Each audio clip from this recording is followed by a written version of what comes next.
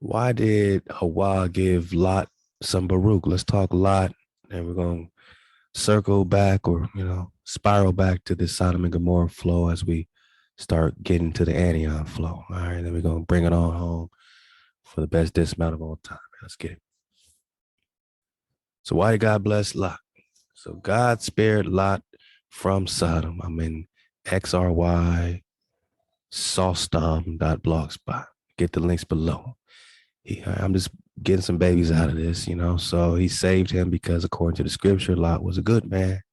And Genesis is clear with absolutely no shades of gray that Lot slept with his daughters as well as offering them to be used for sex. Okay, well. So Lot is not the seed of Abraham. So the Baruch that is coming out of Abraham's loins does not cover Lot. However, Lot stays close to Abraham and he gets land nearby and he always stays nearby. Like Moab is always near Judah. Moab is always near Israel, right? They can't get away. They are a thorn in our side.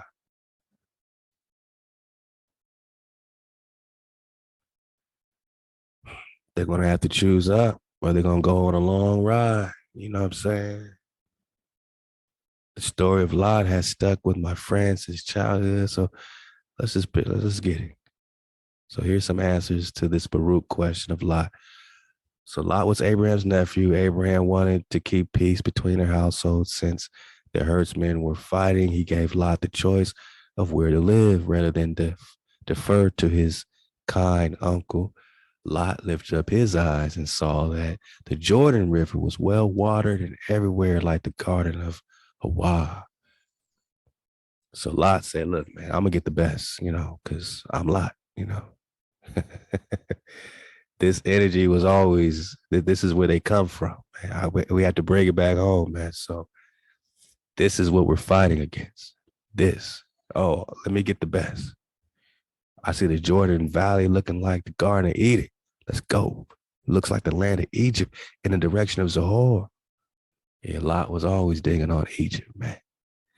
So Lot chose for himself all the Jordan Valley and moved his tents as far as Sodom. We're talking Sodom and Gomorrah. We're just talking Gomorrah. You know what I mean?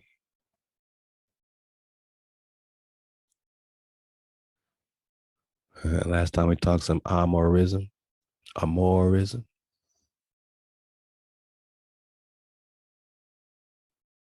Amora from lexicon 614 or 617. Amora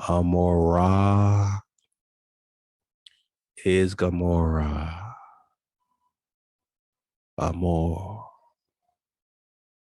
Amora is Gomorrah. Okay, so we're just talking the more. Am I right? Or just Amor. All right, let's go. We're just talking the more. So they move close to Sodom, these Moors, right? From Lot, right?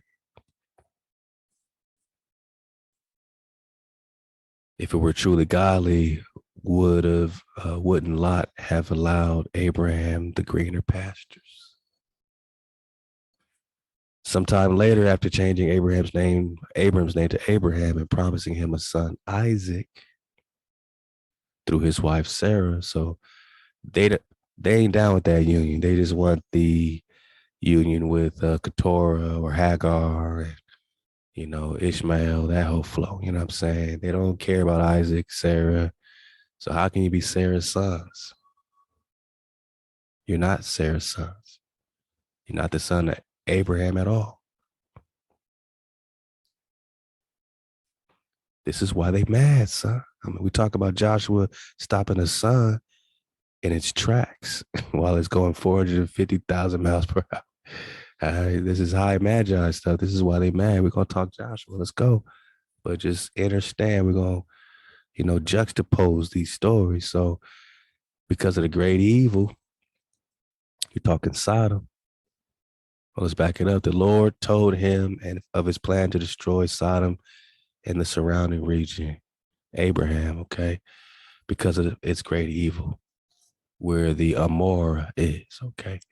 Not wanting his nephew to die, Abraham pleaded on behalf of Sodom. So, first body bag is that you're not Abraham, and yet Abraham spared your life because you're his brother's child, his brother's bond. Abraham pleaded on behalf of Lot. Then later we get that Joshua spares, these tribes later. Y'all been spared time and time again by our priest kings, our prophets, our cons, been sparing Lot, sparing Abraham. HaWah spared Lot because of Abraham, not because of Lot. But this is why they mad, son. Asking the Lord to spare the city if enough righteous live there. Starting with 50, he finally asked HaWah to relent if 10 righteous people could be found. Man, that sound like address, right? So, hey, let's go. When the angels arrived in Sodom, they met Lot at the city's gate, showing proper hospitality. Lot invited them to his home. So we're talking angels or dragons in human form, or, hey, not letting them camp in the town square. He probably knew that the strangers would face that, or what the strangers would face should they spend the night in the open. As you note, the men of the city came to rape the strangers. All right. Lot, seemingly appalled as much by their inhospitality as by their homosexuality, offer his daughters instead. Come on, man. So now there's homosexual angels, man. But Lot did offer his daughters. He did offer his daughter. The angel struck the men blind in their attempt to storm Lot's door, then warned Lot to take any one of his family out quickly, since the city's doom was at hand. Lot warned the two Sodomite men who were about to marry his daughters, but they thought Lot was joking and stayed behind. I mean, look, this is their conjecture of the story. I've never heard it like this before. All right. So when Lot left, only his wife and his two daughters came with him. When the Lord's fire began to rain down, Lot's wife disobeyed the command to not look back, and God transformed her to a pillar of salt. Connect this to this whole Salt Lake situation. All right. Great salt, this great sea of salt in Utah. That night, only the three remained. The girls were frantic, thinking that there would be no one to care for them in their old age, perhaps thinking that no one at all remained on earth, plotted to get children for themselves. On successive nights, they got Lot so drunk that he didn't know what he was doing. Okay, got you, Lot. Then came in to have sex with them. Consecutive times, they're blacking you out and you don't know that someone's having sex with you. All right, so that's their story of Moab, and they're sticking to it. The names they gave their sons testify to their incest. Moab means my father, and Ben Ami means son of my people, as Abraham's dad. So, man, in other words, I had sex with my father, right? Abraham's family increased through Isaac and Jacob into the nation of Israel. So his collateral family grew through Lot and his daughters into the Moabites and Ammonites. Psalms 83, Confederacy. And all this, we can really draw the conclusion that the Lord blessed Lot because of Lot's godliness. If anything, he received the good land, a spared life, and the posterity of two nations in spite of himself. If God took any human's faithfulness into account, it has to be that of Abraham. The family of Abraham grew into two other nations. Also, God protected Abraham's first son, Ishmael. Ishmael was protected.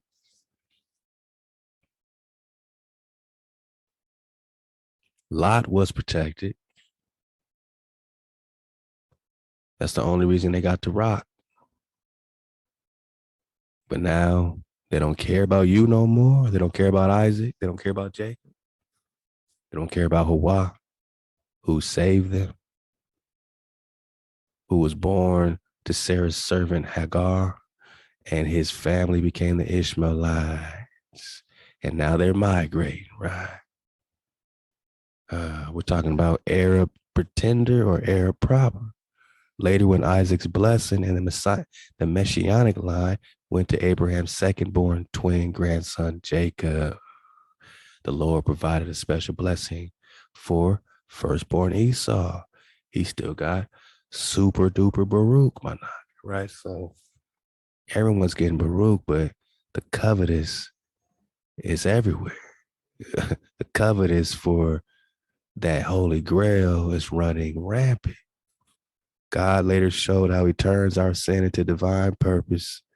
One of Moab's descendants was a woman named Ruth, right? After her Israelite husband died, she journeyed to Israel to care for her mother-in-law, Naomi.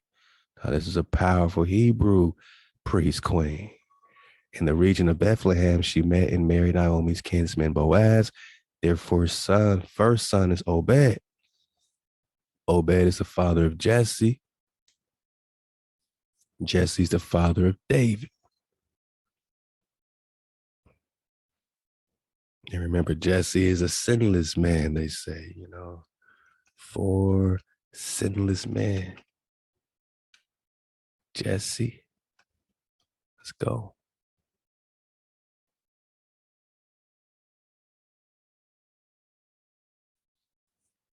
Because we're going to get back on Daniel. Kiliab, also known as Daniel, was the second son of David, king of Israel. But they don't talk about Daniel being the son of David. He was David's son with his third wife, Abigail, widow of Nabal the Carmelite, and is mentioned in 1 Chronicles 3:1, 2 Samuel 3:3. Unlike David's other three sons, Amnon, Absalom, and Adonijah, who were important characters in 2 Samuel, Kiliab is only named in the list of David's sons, and no further mention is made of him. No further mention. Though being the second son, Kiliab was not a contender for the throne of Israel, even after the death of the firstborn Amnon. But he was still raised up under Nebuchadnezzar. He was still raised up. Daniel was still raised up because, well,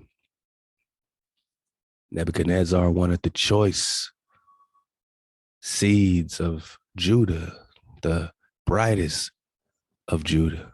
And Daniel, literally, Kiliab, which can be translated perfection of the father, he's the perfection of David. He's the second son, so he's not in the mix to be exarch like that, but he is raised in this Babylonian captivity to be exarch. Daniel was raised all the way up by Nebuchadnezzar, but the tribe don't respect it because that's like the president of the United States raising a king of black people, right? Even though he's righteously coming as a perfection of David, they got the other sons of David that they're raising up. And this is this inter family Davidic war, going on, you know what I mean? So now there's four sinless men, according to rabbinic traditions.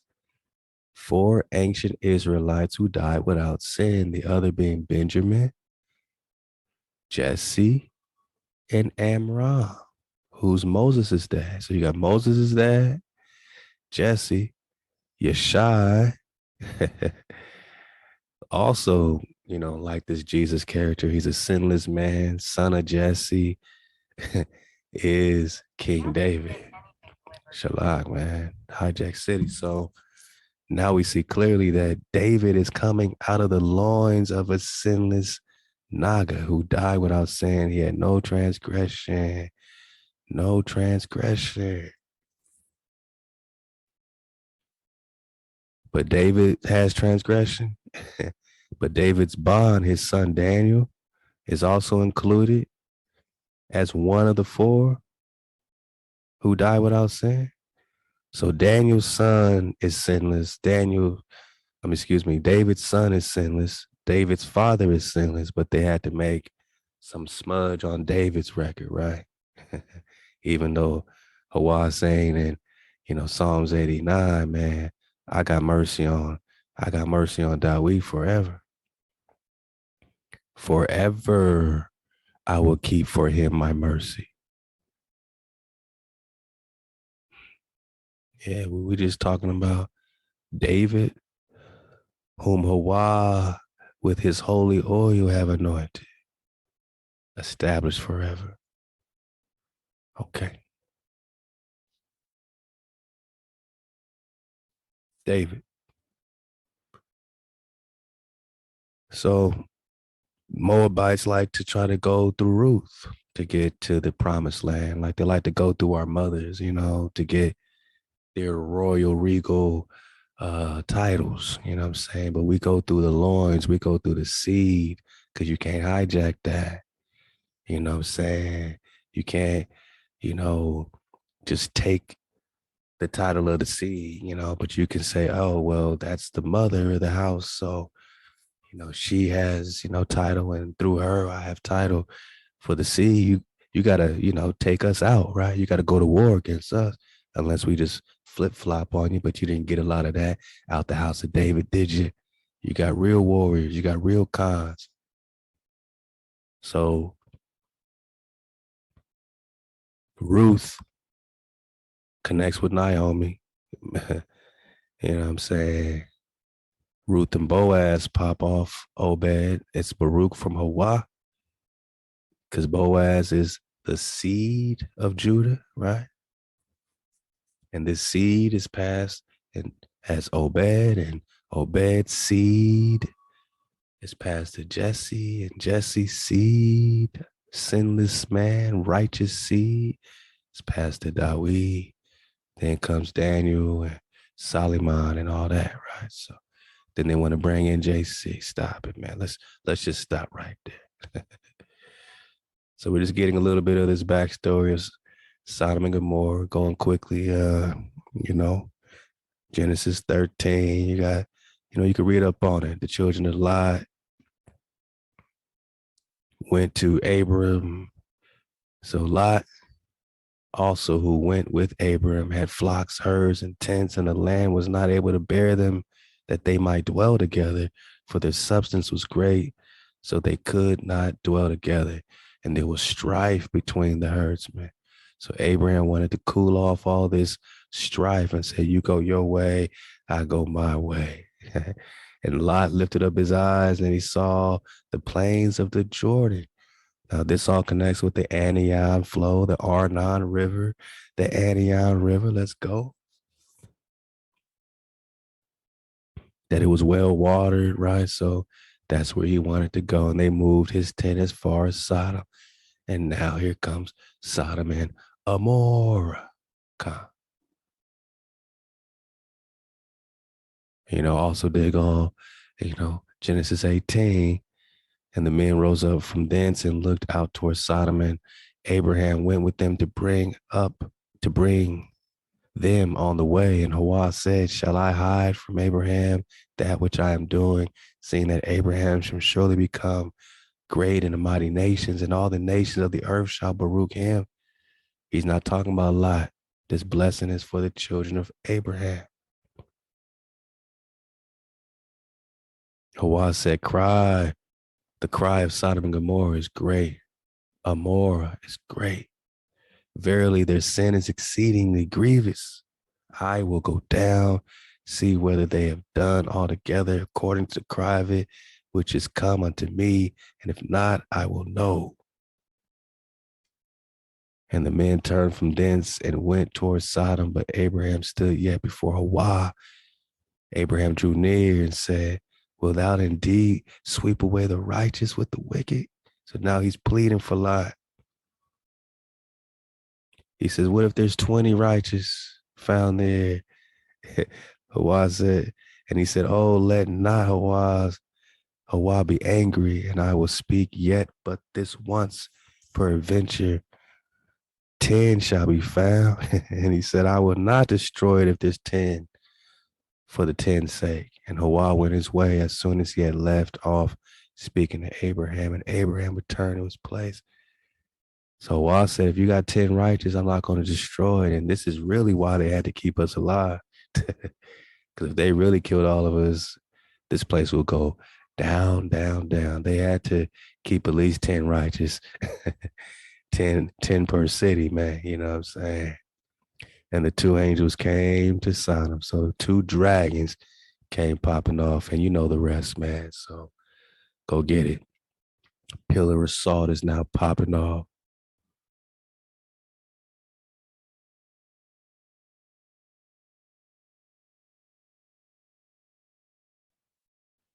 And Abraham arose early in the morning and took bread and a bottle of water, Genesis 21, verse 14, and gave it to Hagar, putting it on her shoulder and the child, and sent her away. This is why they mad, son. Because their seed was sent away. We can't help that. We can't change what HaWah's, spiral is, you know what I'm saying? But there was a reason.